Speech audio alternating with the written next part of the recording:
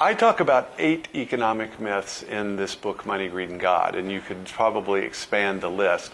And I won't sort of discuss them all here, but I think the most important myths that I think and often speak of is the piety myth, which is confusing our intentions, are what we want to have happen, with the actual effects of an economic policy.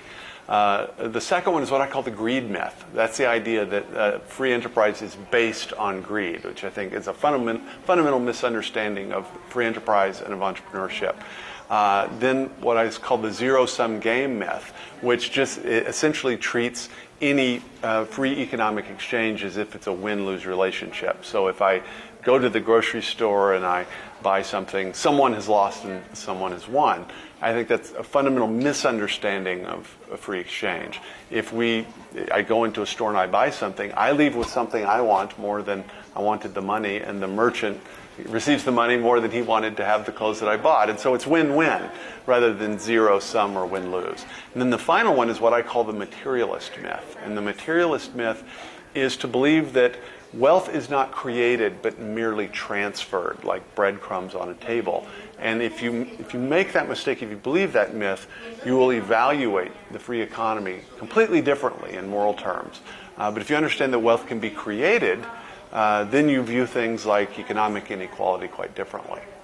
It's difficult to say what the exact optimal amount of coercion would be in politics, but I think as an intellectual exercise, when we say what should the state do, that should be the question.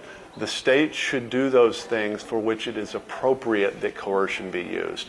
And if coercion should not be used, then it's probably something that should be left to civil society. And so I think primarily those things for which coercion is appropriate would have to do with the core principles of what I call the core principles of rule of law. So the fundamental protection of people's life, of their basic rights, and of their property. And so the state's primary responsibility then is to protect us from molestation and violence from others and from our fellow citizens, and to keep us from doing that to others. But that's other than that, I think things like even retirement or employment or our education is much better left to civil society, to the church, to private institutions, and to the family.